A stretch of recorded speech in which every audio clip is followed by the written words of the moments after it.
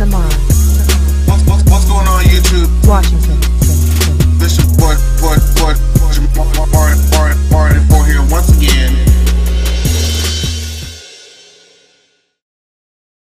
Hey, what's going on YouTube? This is your boy Jamar 4 here once again. And hold on, I probably should have had this shit pulled up already before I turn this bitch on. But that's alright. I'm running through these videos, getting it recorded. I literally just pressed stop on the Love and Hip Hop Hollywood and then pressed start again on the camera. But yeah, Love and Hip Hop. Let me get my show straight. I'm in Housewives of Atlanta. Okay. So it's been, how long? When was the reunion? Like in April or some shit? I can't remember. But it's been a while. So I ain't even really got no notes for real for this shit, just because there was really only one main part of the episode that really mattered. But anyway, we gonna still brush on, little things that we remember. So Nene is in this whole Zoomanity, whatever the shit is in Vegas and shit, because she's too good for these Atlanta girls, honey. And it was so uncomfortable because I can't associate Lanithia Leaks and sex. I can't do it. I can't put them together. She was like, let's all do a passionate noise on the count of 3. 1, 2, 3. Oh, I was like, bitch, what? What the fuck is going on? And she tried to explain what was going on, that it was like a risque Vegas show, and she's not afraid to take off her clothes and be nude, but she's afraid to talk about sex. No. That's my answer to that. Just no. I don't want to know anything about Lanithia Leaks and sex, nudity, anything lewd, any lewd activity. I don't want to see it. I don't want to see it. So that's Nene. I think I would just go through each wife and end off with you-know-who. Kenya. Kenya went around the world and she talked about how the whole reunion thing, she felt attacked by all the other girls, and I guess she was talking to Cynthia. Listen, this is something else I noticed. I mean, I'm sure everybody else noticed this a long time ago, because I'm a recent frequent watcher of the Housewives. But do y'all notice Cynthia, just every time she's on screen, she has to pull one of these. She has to open her hands wide and say something like this, and open her eyes buck-eyed and be all emphasis. And I'm like, girl, that's getting annoying. That's really getting annoying how she's always like this. She's even, the friend contract is over. Like, I can't. It's getting on my nerves. It's just something small that I noticed, and it's just getting on my nerves when I see her. And so now that her and Lanithia are no longer friends, her and Kenya are gonna team up, I guess. And she's like, she felt so attacked, and they play the whole 911 call she did against Portia. And hell, did she ever get that an artificial insemination or whatever that was called? Because they said on the finale of last season that she was, and her African prince was doing the tube baby thing in June, and here we are. They started filming this not too long ago, I guess after June or starting in July or whatever, and what's up with that? Is you pregnant, bitch?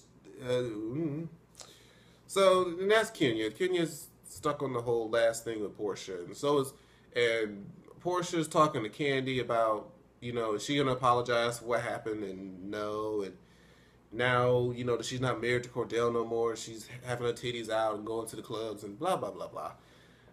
Whatever. Candy and Todd, somebody on Twitter said that after the scene when they was talking about, the whole co-parenting thing, this is how they knew that Candy and Todd could never have like a spinoff, because sorry y'all, I'm looking at this. This is the reasons why shit don't get put out on time, because let me let y'all in real quick on some of the. Excuse me. Unable to prepare project for publishing. Y'all hear that? Unable to prepare project. This is some of the bullshit. See, this was a tag video that I recorded, and iMovie be giving me this bullshit. Unable to prepare a project for publishing. I don't even know what the fuck that means. It's just some iMovie error. And let me tell y'all, to get these videos in like the quality that it is, it takes about 2 hours of exporting. So this is what I'm gonna do. I'm gonna have to cut down on the quality a bit just so this thing can go ahead and get exported. Fuck. Medium. Oh, I hate iMovie sometimes, but it's. Anyways, focus, because I gotta get ready to get out of here soon. Yeah, Candy and Todd had this whole thing about co-parenting because Todd's daughter is coming down to live with them, and he has the whole mindset of his parenting style is, okay, well, if you earn it, if you do something worthwhile, then you earn, things like a car and, you the things that you get, the blessings, you're supposed to earn them by getting a job, things like that. The traditional way that most of us are accustomed to. Candy, however, just kind of, if she has it, then she doesn't feel like, her children can't have better things if their parent is able to provide it for them. But I think it was this Rocks that I was watching that said that the chances are that she does that is because she's a single mom. She works so much she doesn't get to spend that time with her child. So she probably has to overcompensate by, keeping her daughter happy, by, giving them what they want, all this other different stuff. So, and there was somebody said on Twitter, the thing that why I mentioned that is because they could never have a spinoff show. And I felt like if anybody from Housewives would maybe have survived a spinoff show, it would have been Candy, because Nene tried it with a couple shows. I guess The Wedding wasn't supposed to stay a show, but The New Normal didn't work, and she was on Celebrity Apprentice acting a fool. Anybody else try to do something? No, I think Candy just had her wedding special, and that was it. But yeah, I wouldn't watch. Would y'all watch a show with just Candy and Todd and their family life? Would y'all watch that? I love Candy. I know I met her a couple years ago, but I just don't see myself there. Let's see who else. I talked about Nene. The Claudia girl, she's not going to be on the season. Well, she's going to be on the season, but she's not going to be, I guess, show up until a few more episodes. So I'm interested to see that. So I mentioned Kenya and her little trip around the world. Portia, Cynthia's with Kenya, Candy. I guess ain't nobody else left but Phaedra. So this whole situation, this is what I want to ask y'all. So Apollo did some sort of bank fraud and got caught. We don't know whether or not Cynthia knew, not Cynthia, but Phaedra knew about it or not. Apollo gets sentenced, and Phaedra does not show up to the court date. Phaedra feels like she lost trust in him because he was once a criminal, and that she was told that he was a changed man, and now he does this, and so she doesn't feel trust, and she doesn't want to have all the paparazzi and whatnot damaging her good name and in the face of her children and all these things like that. And okay, I can understand that.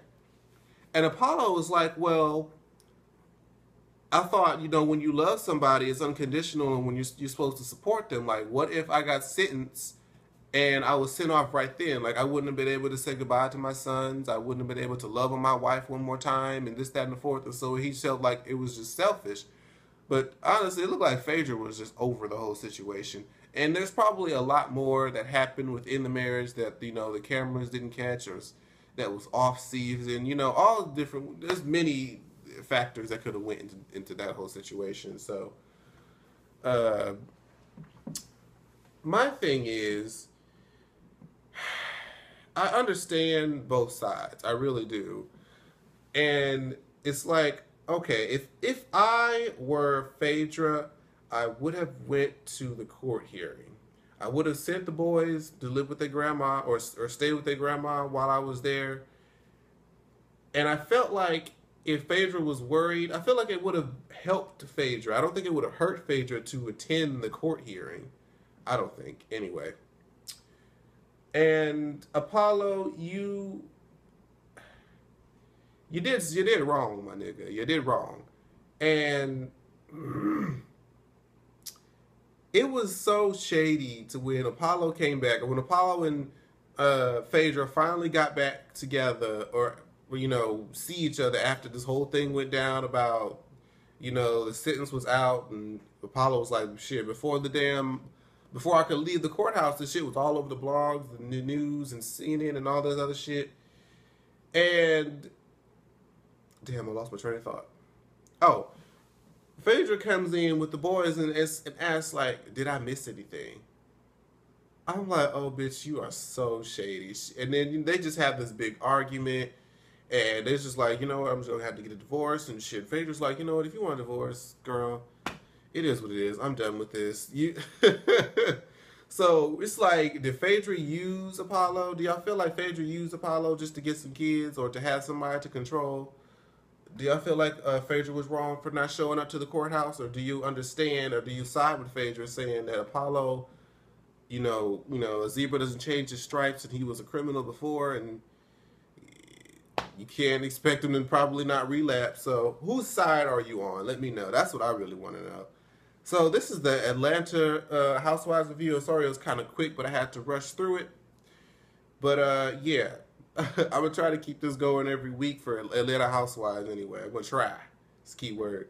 But yeah, thank you guys so much for watching this video. Hopefully, there's a lot of videos that I just put up. This will be about 4 videos, hopefully, on the channel for you guys to check out, in addition to the American Horror Story that I put out last week. So make sure you check out all the new videos on my channel, and I'll see you guys next time.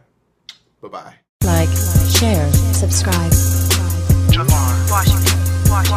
Washington.